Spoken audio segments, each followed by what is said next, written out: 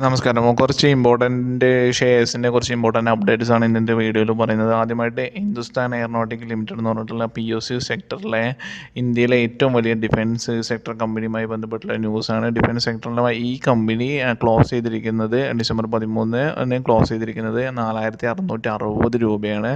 ഏകദേശം 0.00110യുടെ 11ൻ്റെ ഒരു അപ്പ് എന്നതിൽ കണ്ടിരുന്നു. അപ്പോൾ ഇതുമായി ബന്ധപ്പെട്ടുള്ള അവർക്ക് കിട്ടിയൊരു പുതിയ ഓർഡറാണ് ആദ്യമായിട്ട് നമ്മൾ ഇന്ന് ഡിസ്കസ് ചെയ്യുന്നത്. ഇതാണ് ഓർഡറിൻ്റെ ഡീറ്റെയിൽസ്. അപ്ഡേറ്റ് ചെയ്തിരിക്കുന്നത് 13 ഡിസംബർ 2024 ആണ്. Hindustan aeronautic share prices rises after RS 13,500 crore order win. അപ്പോൾ ഇതുമായി ബന്ധപ്പെട്ട് നോക്കുകയാണെങ്കിൽ shares of India limited gained 2% of it 1A RS 13,500 crore order win from the Ministry of Defence. This involves procurement of Sukhoi 330 MKI aircraft with a significant focus on indigenization. 62.6% of component will be sourced locally, aligning with India's Atmanirbhar Bharat initiative. അപ്പോൾ ഇതുമായി ബന്ധപ്പെട്ട് നോക്കുകയാണെങ്കിൽ ഇത്തരം ഫ്ലൈറ്റുകളെല്ലാം, അതായത് defence സെക്ടറുമായി ബന്ധപ്പെട്ടുള്ള മുമ്പെല്ലാം ഒരു finished product ആയിരുന്നു വാങ്ങിയിരുന്നത്. ഇപ്പോൾ നമ്മളെല്ലാം വാങ്ങുന്നതിന് പകരം അത് ഇന്ത്യയിൽ തന്നെ നിർമ്മിക്കുന്ന ഒരു കാര്യങ്ങളാണ് എടുത്തുകൊണ്ടിരിക്കുന്നത്. അപ്പോൾ ഇതുമായി ബന്ധപ്പെട്ട് ഏറ്റവും വലിയ ഓർഡർ കിട്ടിയിരിക്കുന്നത്, അതായത് ഈ ഒരു സുഖോയ് ഫ്ലൈറ്റ് നമ്മൾ പർച്ചേസ് ചെയ്യുമ്പോൾ അതിൽ ഇൻഡിജിനൈസേഷൻ, സ്വകാര്യവൽക്കരണത്തിലൂടെ അല്ലെങ്കിൽ സ്വദേശിവൽക്കരണത്തിലൂടെ ഇന്ത്യയിൽ തന്നെ അതിൻ്റെ പാർട്ടിക്കിൾസും മറ്റും ഉണ്ടാക്കാൻ വേണ്ടിയിട്ടുള്ള കോമ്പണൻറ്റ് അസംബിൾ ചെയ്യാൻ വേണ്ടിയിട്ടുള്ള ഒരു തീരുമാനമാണ് ഇതുമായി ബന്ധപ്പെട്ട്. അപ്പോൾ ഇതുമായി ബന്ധപ്പെട്ട് ഈ ഒരു കമ്പനിക്ക് ഒരുപാട് ഓർഡറുകളും മറ്റും ഈ കമ്പനി ചെയ്യേണ്ടതുണ്ട്. അതുകൊണ്ട് തന്നെ ഇതിൻ്റെ ഒരു ഷെയർ പ്രൈസസിൻ്റെ റൈസ് നമ്മൾ പ്രതീക്ഷിക്കുകയാണ്. ഇനി അടുത്തത് ഇതുമായി ബന്ധപ്പെട്ടുള്ള അടുത്തൊരു കമ്പനിയുടേതാണ് മസ്ഗോൺ ഡോക്ക് ഷിപ്പ് ബിൽഡേഴ്സ് ലിമിറ്റഡ് എന്ന് പറഞ്ഞിട്ടുള്ള കമ്പനി. ഏകദേശം 2.30% ഒരു ഡൗൺ ആയിരുന്നു കാണാൻ പറ്റും. 4,842 രൂപയിലാണ് ഈ ഷെയർ പ്രൈസസ് ക്ലോസ് ചെയ്തിരിക്കുന്നത്. അപ്പോൾ ഇതുമായി ബന്ധപ്പെട്ട് ഇവരുടെ റിലേറ്റഡ് ആയിട്ടുള്ള ഗാർഡൻ റീച്ച് ഷിപ്പ് ബിൽഡേഴ്സ്, അതുപോലെ തന്നെ കൊച്ചിൻ ഷിപ്പ് ബിൽഡേഴ്സ് ലിമിറ്റഡ്, ഇതിൻ്റെ എല്ലാ ഷെയർ പ്രൈസസും 13 ഡിസംബറിന് താഴോട്ട് പോയിരിക്കുന്നത് കാണാൻ പറ്റും. അപ്പോൾ ഇതിൻ്റെ എന്താണ് മെയിൻ റീസൺ എന്ന് പറഞ്ഞത്, Mazagon Dock and Garden Reach shares slide on reports of delays in $6 billion submarine projects. അപ്പോൾ 6 billion submarine projects ഇതുവരെ അല്ലെങ്കിൽ ഒരു സെറ്റ് ബാക്ക്, അല്ലെങ്കിൽ എന്താ പറയുക, ഇന്ത്യ അതൊന്ന് വിത്ഡ്രോ ചെയ്യുക അല്ലെങ്കിൽ അതിൻ്റെ ഒരു തീരുമാനമാവാത്തൊരു കാരണം കൊണ്ട് ഇതിൻ്റെ അല്ലെങ്കിൽ ഒരു ഓർഡർ കിട്ടുമെന്നുള്ള പ്രതീക്ഷയിലായിരുന്നു. അപ്പോൾ അത് കിട്ടിയില്ല.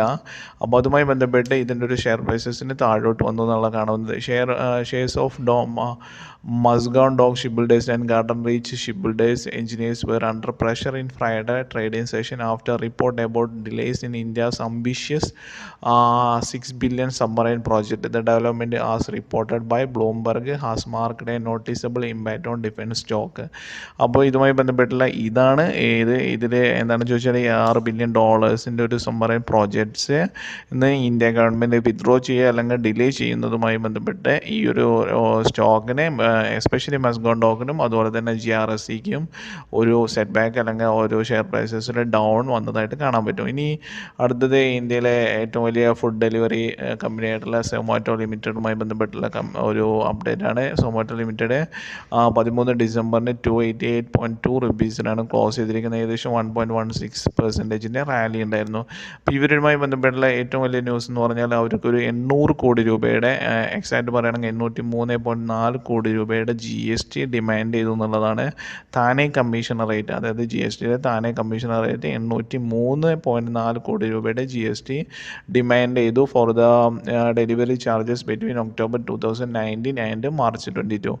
ഈ ഒരു കാലഘട്ടത്തിൽ, അതായത് demand includes 401.7 crore GST liability and an equal penalty. 401 കോടി രൂപയുടെ ലയബിലിറ്റിയും അതോടൊപ്പം തന്നെ അതിൻ്റെ ഒരു ഈക്വൽ പെനാൽറ്റിയോടെ ഇൻക്ലൂഡ് ചെയ്തിട്ടാണ് 803.4 കോടി രൂപയുടെ ഒരു ബില്ല് അല്ലെങ്കിൽ GST അവർ റിക്വയർ ചെയ്തെന്ന് കാണാൻ പറ്റും. അപ്പോൾ ഇതിന് അഗെയിൻസ്റ്റ് കമ്പനി ലീഗലായിട്ട് മൂവ് ചെയ്യുന്നുണ്ട്. 803 കോടി രൂപയോളം GST വരുമോ ഇല്ല എന്നുള്ള കാര്യങ്ങൾ തർക്കം വരുന്നുണ്ട്. എന്തായാലും ടാക്സ് പെർസെൻറ്റേജസ് കുറയുമ്പോൾ അല്ലെങ്കിൽ GST എല്ലാം ഇനി അടക്കേണ്ടിയിരിക്കുമ്പോൾ ന്യായമായിട്ടും അവരുടെ അടുത്ത പ്രാവശ്യത്തെ പ്രോഫിറ്റിനെ അത് ബാധിക്കും. പ്രോഫിറ്റിനെ ബാധിക്കുമ്പോൾ ഓട്ടോമാറ്റിക്കലായിട്ട് ഷെയർ പ്രൈസസ് കുറയും എന്ന കാര്യം കൂടെ സിമ്പിളായിട്ട് ഇത് ചിന്തിക്കാവുന്നതാണ്.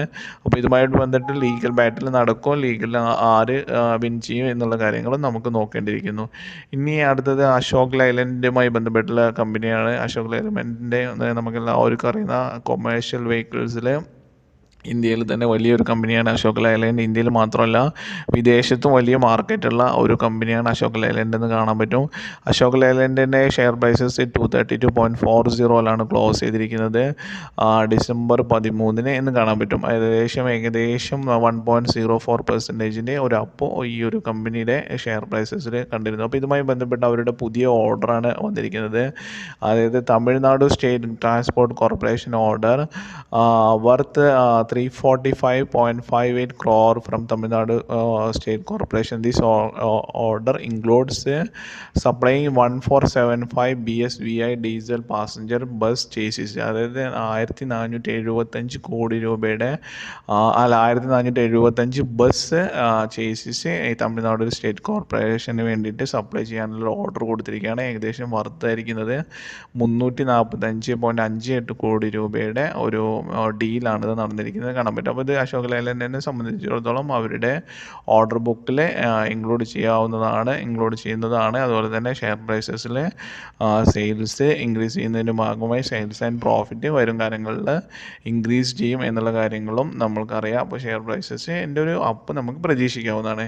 ഇനി ഭാരതി എയർടെല്ലുമായി ബന്ധപ്പെട്ടുള്ളതാണ്. ഭാരതി എയർടെൽ ഏകദേശം 4.44% ഒരു അപ്പ് 13 ഡിസംബറിന് കണ്ടിരുന്നു. അപ്പോൾ ഇതുമായി ബന്ധപ്പെട്ട് 1682 രൂപയിലാണ് ഇതിൻ്റെ ഷെയർ പ്രൈസസ് ക്ലോസ് ചെയ്തിരിക്കുന്നത് കാണാൻ പറ്റും. അപ്പോൾ ഭാരതി എയർടെല്ലുമായി ബന്ധപ്പെട്ട് ഒരുപാട് ബ്രോക്കറേജസ് അവർക്കൊരു സ്ട്രോങ് ബൈയിങ് കൊടുത്തിരിക്കുകയാണ്. അപ്പോൾ ഇതാണ് ഇതിൻ്റെ ഒരു ഷെയർ പ്രൈസസുമായി ബന്ധപ്പെട്ടുള്ള news. Bharati Airtel shares surge 4%. It's a 7-week high. Should you invest? അപ്പോൾ ഈ ജെഫ്രീസ് എന്ന് പറഞ്ഞിട്ടുള്ള ഒരു ബ്രോക്കറേജസ് കമ്പനി ഒരു സ്ട്രോങ് ആയിട്ടുള്ള ഒരു ബൈയിങ് റേറ്റിംഗ് ഇതിന് കൊടുത്തിരിക്കുന്നു എന്ന് കാണാൻ പറ്റുന്നതാണ്. ഇനി അടുത്തതായിട്ട് നമുക്ക് മറ്റൊരു കാര്യം എന്ന് പറയുന്നത് ഇന്ത്യയുടെ FDI foreign direct investment $1 trillion cross ചെയ്തിരിക്കുന്നതാണ്. അപ്പോൾ ഇത് നമ്മുടെ എക്കണോമിയുടെ ഒരു സ്ട്രോങ് ആയിട്ടുള്ള ഒരു പൊസിഷനെ ഇൻഡിക്കേറ്റ് ചെയ്യുന്നു. FDIs ഇനിയും കൂടുതൽ വരുന്നും എന്നും അല്ലെങ്കിൽ FDI എല്ലാം ഇന്ത്യയെ വിശ്വസിക്കുന്നു ഇതുമായി കാണുന്നത്. സിൻസ് 2000 മുതലുള്ള വർഷങ്ങളിൽ നോക്കുമ്പോൾ $1 trillion ഇന്ത്യ ക്രോസ് ചെയ്തിരിക്കുന്നതാണ്. മൗറീഷ്യസ് ടോപ്സ് ആണ്. അതുപോലെ തന്നെ സിംഗപ്പൂർ അതിന് പുറകിലുണ്ട്. അതുപോലെ തന്നെ USA, അതുപോലെ മറ്റ് UAE പോലുള്ള മറ്റ് കാര്യങ്ങളും എല്ലാ കമ്പനികളും എല്ലാ കൺട്രീസും ഇന്ത്യയിൽ ഇൻവെസ്റ്റ് ചെയ്യുന്നതിലുണ്ട്. അല്ലെങ്കിൽ ഇവരെല്ലാം മുമ്പിലാണെന്നുള്ളതാണ്. സിംഗപ്പൂർ പിന്നെ ഇതുമായി ബന്ധപ്പെട്ട് നോക്കുക. Mauritius contributed over $177 billion including $5.3 billion in for year 25. Singapore ranked second. അതുപോലെ തന്നെ മൗറീഷ്യസ് സിംഗപ്പൂർ ഉണ്ട്. പിന്നെ യുണൈറ്റഡ് സ്റ്റേറ്റ്സ് ഉണ്ട്, നെതർലാൻഡ് ഉണ്ട്, Japan, United kingdom. Smaller contribution നോക്കുമ്പോൾ UAE, Germany, Cyprus accounted for 2-3%. അപ്പോൾ FDIയുടെ ഇന്ത്യൻ മാർക്കറ്റിലോട്ടുള്ള വരവിനെ നമ്മൾ പോസിറ്റീവായിട്ട് കാണേണ്ടതുണ്ട്. അതോടൊപ്പം തന്നെ ഇന്ത്യൻ മാർക്കറ്റ് എത്രത്തോളം സ്ട്രോങ് ആണ് എന്നുള്ളത് കാണിക്കാനൂടെയാണ് ഈ ഒരു അവസരം നമ്മൾ മുതലെടുക്കേണ്ടത് എന്നുകൂടെ ഞാൻ ഓർമ്മിപ്പിക്കുകയാണ്.